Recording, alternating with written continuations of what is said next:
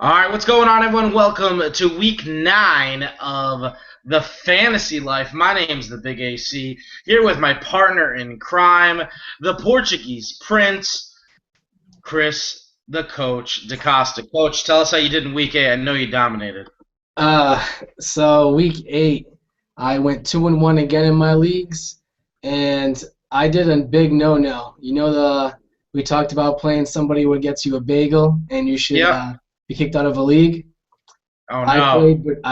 I played Bernard Pierce as a joke. No, you played Like Bernard like Pierce. like midweek, I plugged him in just as a joke, and then Sunday morning I overlooked it. I was so tired. I didn't make the sub. I had Talafiero, and I was saying all week, oh, I don't know, and I was gonna play Talafiero. I don't play him. I end up losing by like 17. I would have won by 2 if I played Lorenzo. Coach, did it cost you your W? Tell me It that did. didn't cost you. It did. No, no. I have no one to Coach, blame myself. I have no one to blame myself. I was arrogant.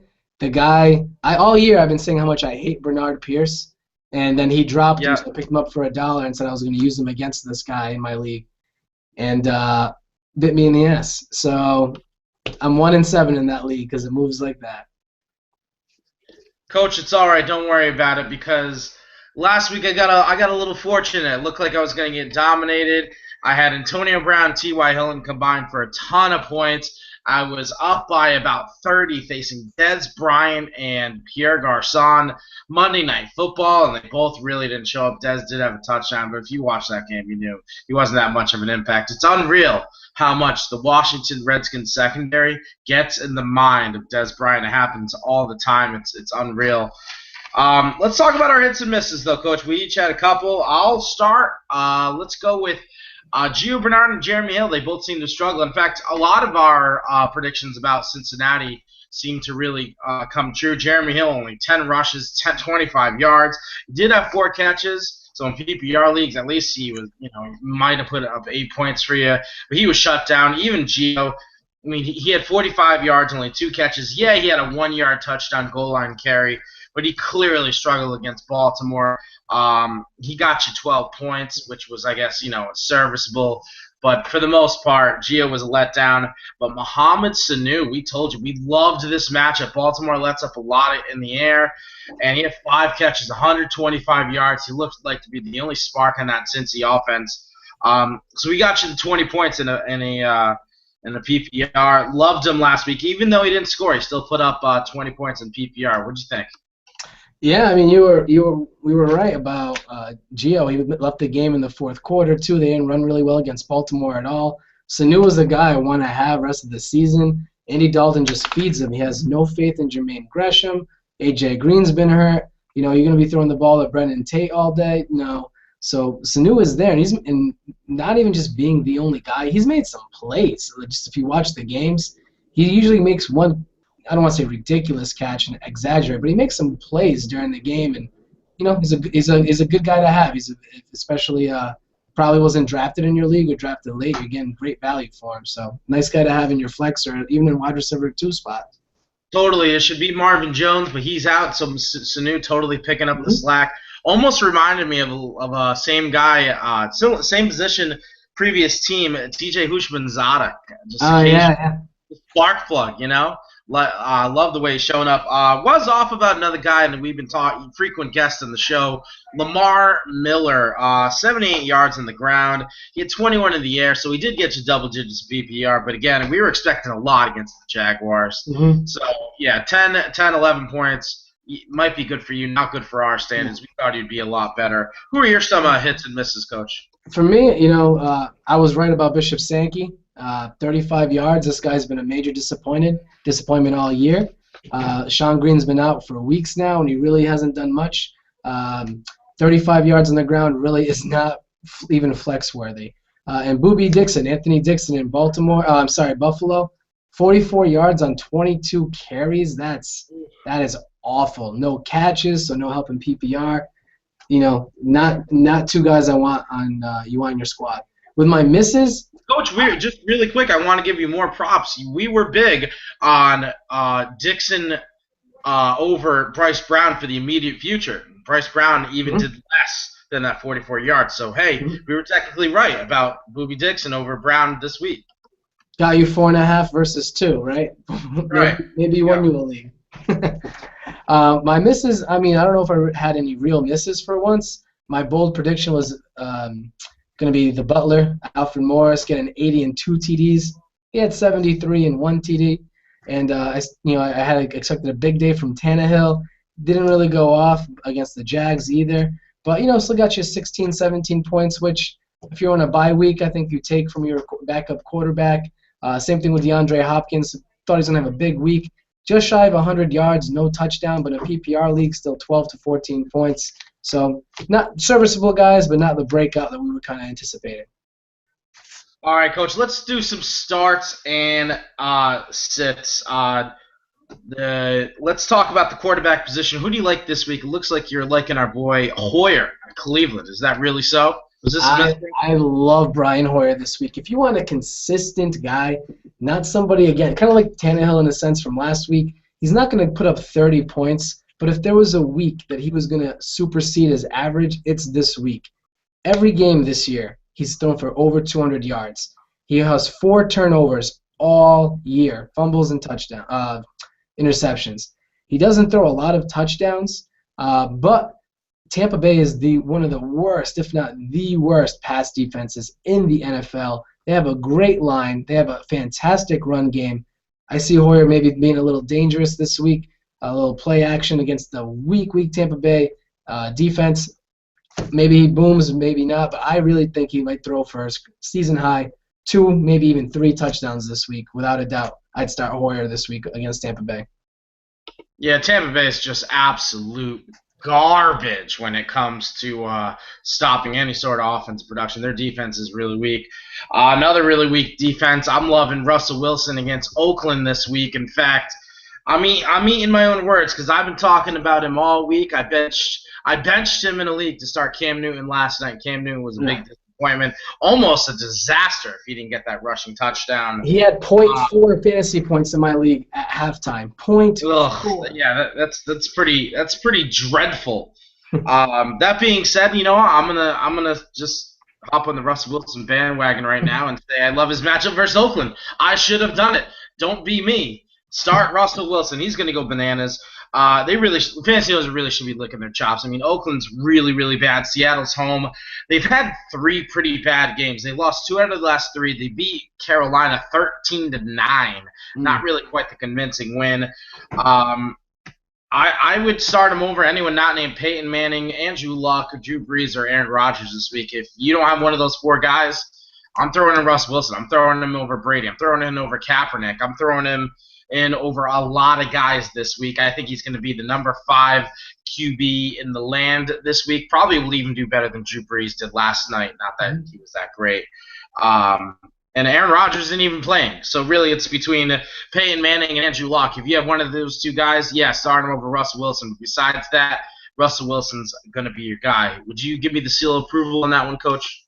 I love Russell Wilson here. I think I'm with you, AC. He's the number 1 quarterback amongst the second-tier QBs, behind the Lucks and Rodgers and Paytons of the world. Russell Wilson's going to be probably the number 5, number 6 quarterback this week, I think. Coach, you stole my guy. I want to move to the running back position. I was so ready to talk about this guy, and lo and behold, you've already going to talk about him. Jeremy Hill, officially no Gio this week. He's officially been ruled out. Jeremy Hill against the Jags. I mean, this has got to be a great matchup, right? I think so.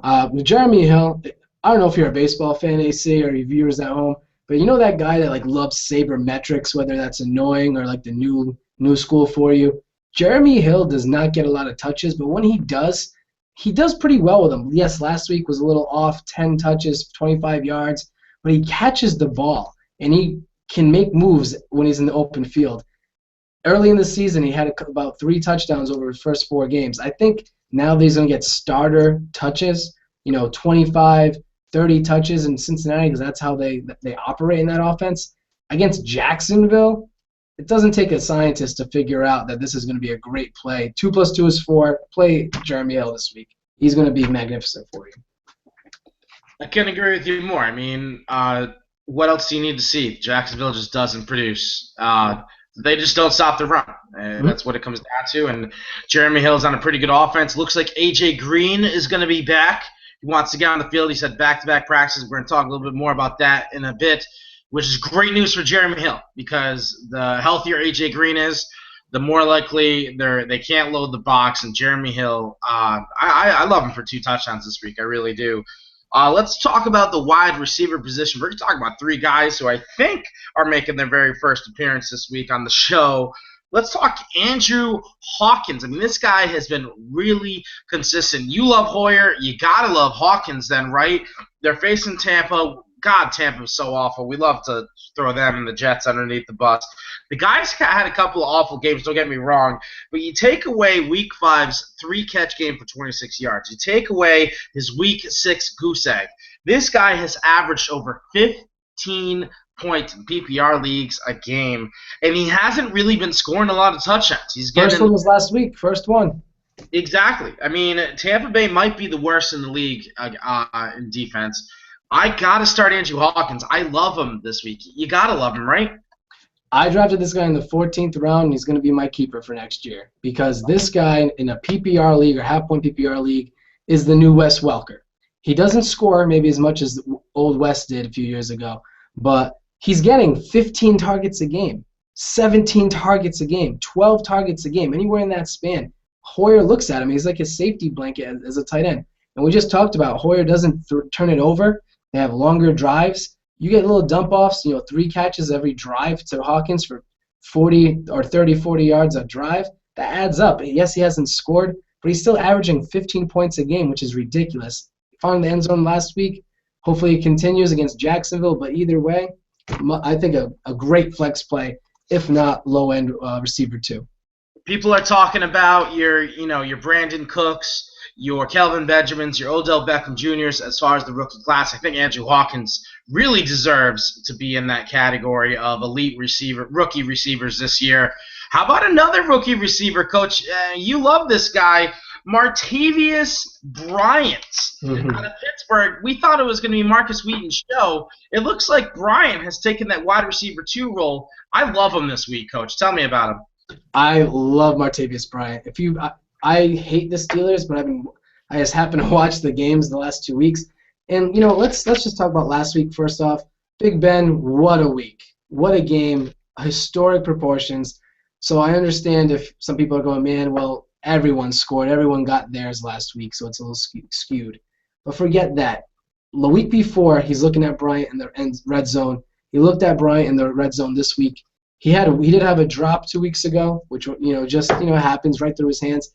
Big Ben looks at this guy more than Heath Miller in the red zone, and a big body. He's basically becoming what Marcus Wheaton was supposed to be in my eyes, the number 2 solid receiver on the opposite end of Antonio Brown, who's going to get attention. Le'Veon Bell's going to get attention. He's not going to get you 7 or 8 catches a game, but he's going to get big plays. And when you get big plays, deep as you start going to the playoffs here, it's a guy worthwhile having. I think he scores this week, and I think he's got a good matchup. Coach, It's Sunday Night Football against a division rival. Everyone, yeah, come on. You know the announcers are going to want to talk about him. I agree. He's been a stud. I like him a ton in keeper leagues. Obviously, he was in all my dynasty keeper leagues. He was the pickup of the week for sure. Great matchup. I think he's just a fantastic guy. We're going to go from young to old here, Coach. How about somewhere over Dwayne Bowe? I can't believe we're saying this. I hope we're not lowering the credibility on this show by bringing up Dwayne Bowe. But if there's a week to throw in Dwayne Bowe, and there's a lot of bye weeks this week. Don't forget Atlanta, Chicago, Green Bay, Buffalo, Detroit. It's a lot of wide receiver guys on your rosters that are not even playable this week because they're on bye. Dwayne Bowe, I think, is a solid play this week. He's facing the Jets. Besides Tampa, I think the Jets are the worst defense in the land against the pass. And Dwayne Bowe hasn't had a touchdown this season. Yeah, Alex Smith isn't Peyton Manning. But if there's a week, Coach, if there's a week to start Dwayne Bowe, this is the week. All the stars are lining up. He hasn't had a touchdown yet. I think this is his game. I think he's going to put up double-digit points in PPR and non-PPR leagues. I really like him this week. I know you're not a fan of Dwayne Bowe. He's burned people so many times. But if there's a week, this is it, right? I mean, by definition, if you play the Jets secondary, this is the week. I can't put my stamp of approval on it, but you're right. If you got Julio Jones and Jordy Nelson in your drafts, and you have no depth at wide receiver, you could do worse than Dwayne Bowe. And if you had to play him once this season, one time, this is it. I actually think if you're desperate, Alex Smith is a great quarterback play this week with Aaron Rodgers on bye. But nonetheless, Dwayne Bowe has had 80 yards in 2 of his last 4 games. Maybe he's getting a little bit more credibility with Alex Smith. I don't know. I feel like I'm making excuses. I wouldn't play him, but in an emergency situation, you could do worse.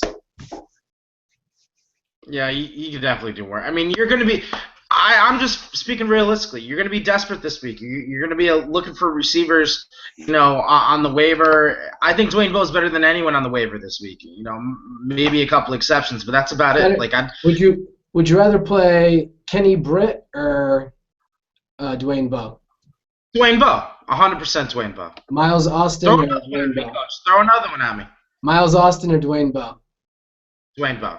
All right. I have a matchup for next week. I bet you Miles Austin outproduces Dwayne Bowe by next week. Moving on. That's a ridiculous question. How about receivers we're going to sit this week? How about the whole Raiders squad? Is there anyone you can start this week on the Raiders squad? Absolutely not. For me, James Jones and Andre Holmes were guys that maybe got you excited a few weeks ago for potential. But you're going to Seattle with a rookie quarterback, an interim coach on a winless squad. Sure, there's some pride, and every week there's going to be pride with a new injection of a coach and a new a young quarterback, and you haven't won a game. You're going to Seattle, the defending champs, but let's be serious. The 12th man's going to mess up all of Derek Carr's signal calling. James Jones hasn't had 85 yards in the game since week 2. And aside from Andre Holmes' garbage time touchdown last week with the last 10 seconds, he was at 4 catches and 30 yards. So since that breakout game, he hasn't done much either. Don't get me wrong, we take garbage touchdowns anytime on this show. But I wouldn't have confidence rolling those guys out against a Seattle defense at home that, again, has still got something to prove. I'm not a believer in these guys at all. I'd rather play Dwayne Bowe, I think, than James Jones. Absolutely. I think Oakland wide receivers were like the most dropped guys. Oakland just players in general were the most dropped guys this week. It was unbelievable. DMC dropped in leagues. James Jones dropped in leagues. And Andre Holmes dropped in leagues. Come on, it was just you can't start anyone from Oakland this week. If you have anyone starting from Oakland this week, you are either in you're in like an 18-man league, or you don't check your roster and you just had Maurice Jones-Drew in there because he started your week 1 lineup. I don't know. Marcus Russell is still in your lineup. Yeah, who knows? I mean, how about let's go. Speaking of Maurice Jones-Drew and old guys, let's go to Frank Gore from San Fran. I know you love San Fran. Any love for Frank Gore this week? First of all, I always have love for Frank Gore. One of my favorite players of all time, tough as nails. But this is about fantasy. And here's the thing. As much as it pains me to say it, I'm a Niners fan. So I see every game and the whole game. They don't use Frank Gore like they should. And I'm not an NFL coach or anything, but they don't give him the ball. In the 4 games this season, he's posted 6 fantasy points or less. 6 points or less from your number 2 running back. And he's only had 2 games with 18 touches or more. And in those games, he's produced 15-plus points. There isn't a Niner that's consistent. Sure, Stevie Johnson can have a big week. Bolden, Gore has had him. The only consistent guy is Kaepernick. And if I were rolling out Frank Gore against the Rams, and let me tell you this, the Rams have had the Niners number more than anyone else in that division in the last 4 years. I just don't see Frank Gore having a good week. I don't see him getting the ball enough. He's a guy that can produce for you, but then don't be surprised when he gets 7 touches for 15 yards. I'm not feeling Frank Gore this week. I'm not feeling Carlos Hyde this week.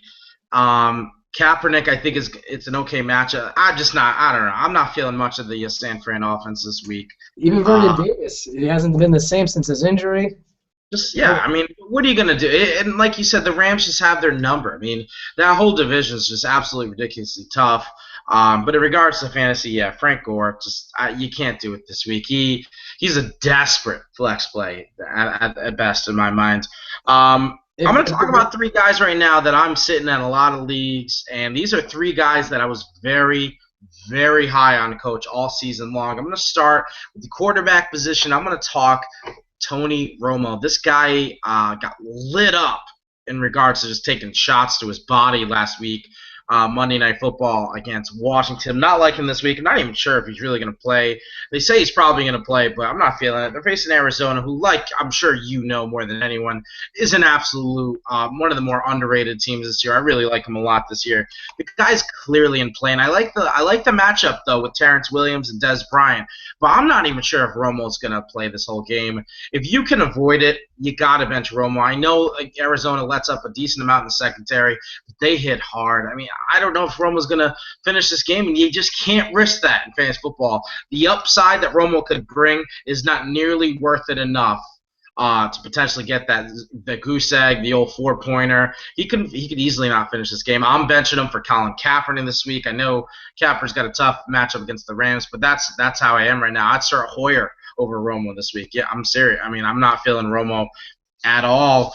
Another guy I'm not feeling it, and it's one of those things, if you touch the fire so many times, you just got to learn to not touch it anymore. Vincent Jackson. I mean, how many times, Coach, does this guy got to let you down? Talk about disappointment. I was really, really high on this guy. I think I got this guy in drafts in about 75% of my leagues. I'm just respecting big things he's not putting up. Tampa wants to trade him. Now he's on the injury report. The guy has great matchups, does nothing. Mike Evans just getting all the goal line, all the red zone stuff. Vincent Jackson, virtually unstartable, right, Coach?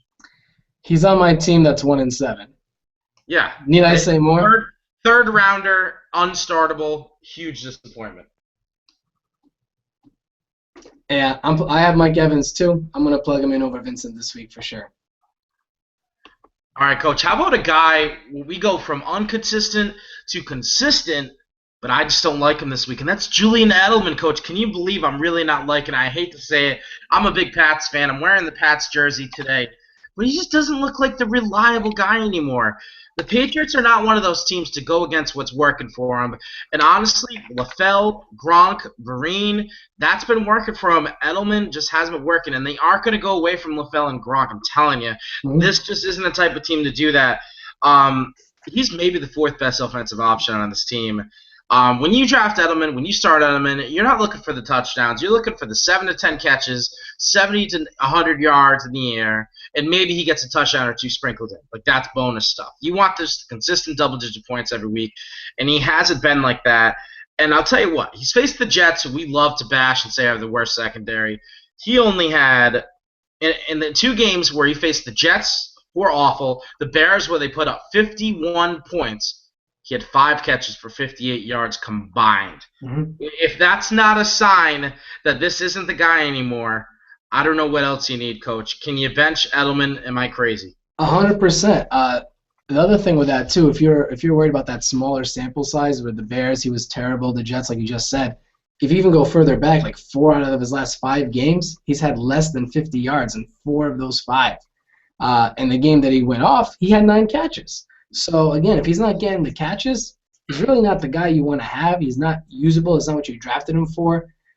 You could maybe make an argument, against Denver. It's going to be a shootout. But you know what? These two teams are very different than what we're accustomed to. Denver and New England's, obviously, their offensive firepower is on display right now. But their defenses are looking pretty good, too. So I don't think it's going to be as much of a shootout as people are saying. And even if it is, Vereen, Gronk, Lafell, I think are all ahead of him. I agree with you, Coach. I've been telling people all week, I do not, on paper, this looks like this should be a shootout, but I don't think it will be. I think this game's going to be under 40 points. I really do. 40 points combined. I'm picking the under on this game. I think it's going to be a classic 20-17 game, 17-14 game. I think Belichick's going to come in with a strategy to slow the game down, have it come down to the last possession. I just don't think Peyton Manning's going to throw the rock all over the place. I mean, you're never, ever going to bench Peyton Manning or any of his receivers, but I'm not feeling Edelman. I can bench Edelman confidently this week. I'm telling you, I'm not feeling Edelman under double digits this week. Let's talk injuries, Coach. We have a lot of buys. We have a lot of injuries. So let's talk about concerns. I'm going to rattle off some guys. You tell me if you think you can start them this week. Ronnie Hillman against the Patriots. Patriots let up a lot against the ground, but he's questionable with a shoulder injury, limited at practice. Can you start him this week? Absolutely. If you have Hillman, you either outbid people on your auction budget, use your waiver spot on him. I think is a guy you probably need to start, and he's been producing. If he's had 3 touchdowns taken away in the last 2 weeks from holding penalties, and yes, you could argue, well, if there wasn't a hold, he wouldn't have scored, blah, blah, blah. But that's more than just one play. And on top of that, if it went for Peyton Manning tripping over his offensive lineman and Juwan Thompson scoring 2 touchdowns right after, this guy would be we'd be talking about him a lot more than we have. And I don't believe. If you look 3 weeks ago, I believe. I think Hillman's a must start, even against New England. Ronnie Hillman is no Sean Moreno last year, folks. Don't kid yourself. Ronnie Hillman is no Sean Moreno.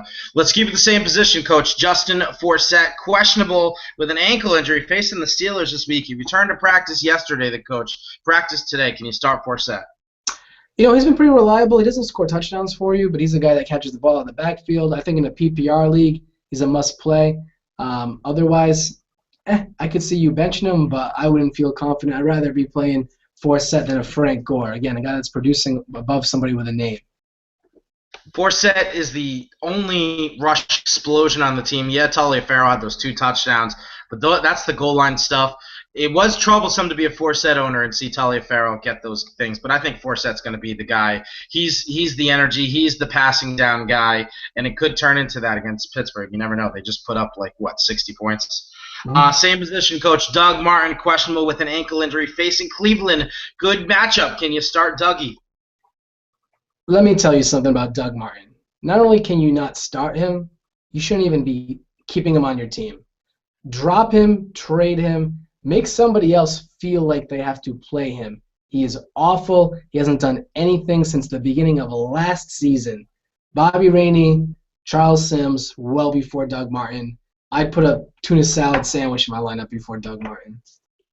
All right, tuna salad sandwich outscores Doug Martin. You heard it here, folks. Ryan Matthews with the knee injury, questionable against Miami. He's looking to come back after Week 2's injury. Do you think you can start Ryan Matthews this week? I'm a big baby when it comes to guys that are hurt. Sure, if it's a nick and a knack every week like it is in the NFL, but Ryan Matthews, he's injury prone, kind of like you were talking about Romo earlier. If he plays, he probably won't finish the game. Ryan Matthews, show me you can carry at least a part-time load before I can play you. All right, let's do I agree with you, Coach. Yeah, especially with Brandon Oliver. No reason to bench Brandon Oliver if you're a San Diego coach. Yeah, for those who are concerned too, Brandon Oliver will continue to have a role when Ryan Matthews is full-fledged. They know San Diego has a legitimate shot in the playoffs this year. They're going to save Ryan Matthews. They have a bye next week, so they're probably not going to play him this week. If they do, it's very limited. They're going to give him another full 2 weeks of rest, and then Ryan Matthews for that playoff push. You watch. Let's go a couple of wide receivers, couple of guys who are just fantasy studs, at least in the past years. Reggie Wayne, Monday Night Football against the Giants, injured his elbow, questionable this week. Looks like he's returning a little bit quicker than they expected. He practiced today. Monday night game, is he worth the gamble? You gotta pay attention Sunday morning to this one. If you got a guy that's equivalent to Reggie Wayne, that if you don't play him and then Reggie Wayne decides not to play Monday night, or partial snaps, then you can't plug in just somebody else, right? So I think it's something you got to pay attention to well into Sunday, early afternoon at noon, 12:30 to make your decision. Personally, with me, I'd bench Reggie Wayne. It's a decent matchup, but you can probably find some other receivers out there. We just talked about some waiver wire guys. I'd rather play Bryant. I'd rather play Miles Austin. I'd rather play, even Kenny Britt that we talked about. Maybe not Dwayne Bowe, but I wouldn't play Reggie Wayne this Monday. I'm starting Dwayne Bowe over Reggie Wayne this week. I'm telling you. Dwayne Bowe's making an appearance in the bold predictions this week. A.J. Green, questionable against the Jaguars with his toe. Practiced Thursday, he practiced today, and he says he really wants to play. I've talked about this in previous shows. This is a guy who genuinely, and he makes it very obvious, wants to be out there every week. He gets really, really pissed when he can't play. A.J. Green, can you roll him out there this week? If you have A.J. Green, you haven't rolled him out yet. For a while, at least. I think you bench him. I think if it's the Jaguars, kind of like the Ryan Matthews thing. It's a team that's not a bye week by any means, but if they're up, they're not going to risk an injury. I think if I'm Marvin Lewis, I play my horse early.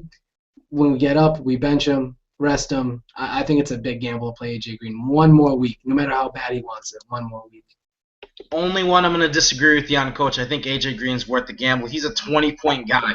He has that potential. I mean, even if he catches that one bomb for 60 yards and a touch, there you go. That's your A.J. Green production. Everything else is bonus. I think if he plays, if he's probable Sunday morning, you have to roll him out there. He's worth the gamble. If he just does nothing and he's just a decoy, I'm sorry. But I think if he's probable Sunday morning, you got to roll out A.J. Green. You're talking about waiver wire pickups. I know you love Martivus Bryant from Pittsburgh. A couple other guys I want to talk about. Let's talk about two other receivers. Brandon Lafell. If he hasn't been picked up yet, he was definitely picked up this week. 3 out of his last 5 games in PPR leagues, he's put up 20-plus points. Brandon Lafell seems to be the guy Tom Brady's targeting. Going forward, though, do you think he's going to be He's going to be a starter moving forward on your fantasy rosters? I love Brandon Lafell. Let me tell you why. AFC East. In the playoffs, championship game, you get the Jets if you get there. Week before, Miami. Before that, they get Green Bay. Denver this week, which isn't a shootout, but against the way the Patriots play, he's going to get a lot of catches in PPR. He's got great matchups with the Patriots the rest of the season for receivers. And if he's producing, if it ain't broke, don't fix it. I'm not a Patriots fan, so I'm not being a homer here, but I love Brandon Lafell. Same team, Coach. Jonas Gray, 17 rushes, 86 yards. Doesn't look like Brandon Bolden's going to be the guy. Forget about James White. Jonas Gray, going forward, do you like him? For the last 2.5 years, it's been the merry-go-round for Patriots running backs. I don't. I think he had a good week last week. I think he's going to be the quote-unquote Stephen Ridley of this squad. But even with Ridley, he'd have a big week, and then you'd be disappointed for 2 or 3 straight. I think Gray, I'd rather have Vereen moving forward than Gray. I think he'll be using the offense more. But, hey, great week for the kid last week. Again, scored 51 points, though, had 70 yards, no touchdowns. I don't know. I don't believe in Gray, no. Yeah, I agree. Merry-go-round in the running back department. I'd rather have Shane Vereen. Shane Vereen, everyone's kind of down in him. I mean, he had that one big game again a couple weeks ago. Last season, he had more receptions than rushing attempts. This is a guy, clearly a PPR guy, Shane Vereen. So, yeah, he's not going to take over the running game, but he's the running back to own in New England. Shane Vereen, not Jonas Gray, not James White, not Brandon Bolden. Avoid it. Let him be someone else's headache. Let's go wide receiver again. Another guy who blew up last week, picked up in a lot of leagues. I like this guy, especially if you're worried about Reggie Wayne. Dante Moncrief put up a big one last week, 7 catches, 113 yards, and a touchdown. Dante this week, let's assume Reggie Wayne doesn't play. Oh, if Reggie Wayne doesn't play, all day. Andrew Luck is the most generous quarterback. He spreads it around. Everyone gets the ball. Bradshaw, Nix, Allen, Fleener, obviously T.Y. Absolutely. If Moncrief, especially if Wayne doesn't play, but I have a feeling even if Wayne plays, this guy's going to see the field. But if I'd be a lot more confident if Wayne does not play, rolling out Moncrief all day long, I'd play him. Plus, you get that Monday night guy, which is always a nice thing to have.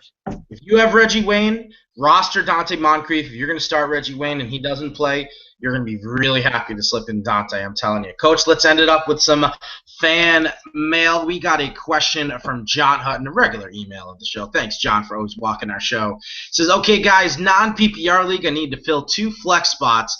Here are your options. He has Michael Floyd, Shane Vereen, Travis Kelce, Michael Crabtree, and Martivus Bryant. You got to fill 2 of those. Floyd, Vereen, Kelce, Crabtree, Martivus Bryant. Non-PPR, Coach. Who do you like? I can't believe I'm saying this, but the Crab is definitely getting benched. In a non-PPR league, I think it's tough to bench Michael Floyd. I know he put up a goose egg last week, but I think it's tough to bench him. I think for sure Kelce and Crabtree I bench. I probably start Floyd, and I play Bryant over Vereen. But you could convince me to go Bryant and Vereen instead of Bryant and Floyd. What about I you? think you got to go Floyd here. He's the guy that stands out to me. I know he just put up a goose egg last week, and that's all you can really. I mean, fantasy owners are what have you done for me lately? But you got to go Floyd. He's probably the most likely to score a touchdown here. And I got to go. I'm sorry, but I got to go Travis Kelce. I mean, the matchup's too good for me. They're going to air it out. If Kansas City, again, they got to do it. Dwayne Bowe. I mean, all I did was talk about him against the Jets. Their secondary is Swiss cheese. They're really bad against the tight end too. I think Kelce is more likely to score a touchdown out of the remaining options. I would go 100% Floyd and either Kelce or Martavius Bryant. That's who I would go with. This is one of those situations where you end up playing the wrong guy and be mad about it and be like, well, I was gonna. This is like that exact situation. Exactly. So Floyd, the sure one, John, and whoever you prefer, either Kelce or Martavius Bryant. Jared Norton had an awesome question last week. He had a great question this week. He has another league type of question. If you're in a league that's a keeper league, someone pulls off a shady trade where you know it's shady because plus the league dues in the year were involved, meaning a team actually paid for the next year's league fees. And this is a league where even if you have great keepers, would you leave the league or would you stay in it? How would you handle it? You have a great team, but it's really shady. Would you just start causing a war on the message board? Would you just contact the commish? What would you do here, Coach? This is a really interesting scenario. What do you think? Honestly, this is awful. I think any time that someone pays you for something in a league, unless it's like waiver dollar money, anytime somebody pays a league fee towards something, it's awful. It shouldn't be allowed, especially next year's league fee. You're paying for championships. It's unethical. What's the point of playing? It's not fun anymore. You turn into this big message board, fiasco. Absolutely not. Never should a trade involve actual cash, unless that's the type of league you run and everybody does it with every trade. That I've never heard of such a thing, but you play fantasy to have fun, to be competitive, to win some money, and you're just throwing all that away by doing that. I think it's awful. Jared, I'm guessing you're a competitive guy and you want to be a competitive league, so I'd do one of two things. I'd either, one, hash out with the commish and ask him to please put in writing what the rules are about this league. So going forward, there is no blurred line. You know exactly what to expect, and you can adjust accordingly, and you can play within those rules. If everyone agrees to those rules, including yourself, then you have no one to blame but yourself. So if you don't like the league rules, have the commish hash them out so they're crystal clear, so that way you have no one to blame but yourself. If that's not going to happen, and I have an idea that's probably not going to happen, I don't care if I have a monster lineup. I'm not going to play that league next year. If I'm honestly not going to have fun and shady stuff like that's going to happen where trades are involved, where you're paying for the league fee for the next year's guy just so he accepts your trade, come on. Forget about it. That's not even fun at that point, like you said, Coach. I'm either having the rules hashed out right there, plain and simple in front of everyone, or I'm not playing the next year. That's how I run my leagues. I'll trade you Terrell Owens and $100 for Julio Jones. Yeah, come on. You're paying for championships, like you said, Coach. All right, bold predictions, Coach. We didn't do them last week. You got some blast back about it. Bold predictions this week. Who do you like? I got two of them. LaShawn McCoy. Welcome back. This week, he doesn't score just one touchdown. He scores two, running or catching against the Houston defense. Mark it. It's happening. And two, for the first time this season, DeMarco Murray will not run for 100 yards this week. He will not run for 100 yards. Coach, I like it. I got to go Dwayne Bowe for my bold prediction. Two, not one. 2 touchdowns this week. I think he's going to put up close to 20 points in PPR, full PPR leagues. And I'm saying Alfred Morris, the butler. I mean, this is my guy I've been talking about for 3 weeks. I think he's going to have the best game of his season this week. RG3's back. RG3 makes Alfred Morris look so much better. And I think Morris is going to have. I'm also going to say Patriots winning by 3, 2017 Patriots in Gillette. Coach, any words of advice for fantasy owners out there?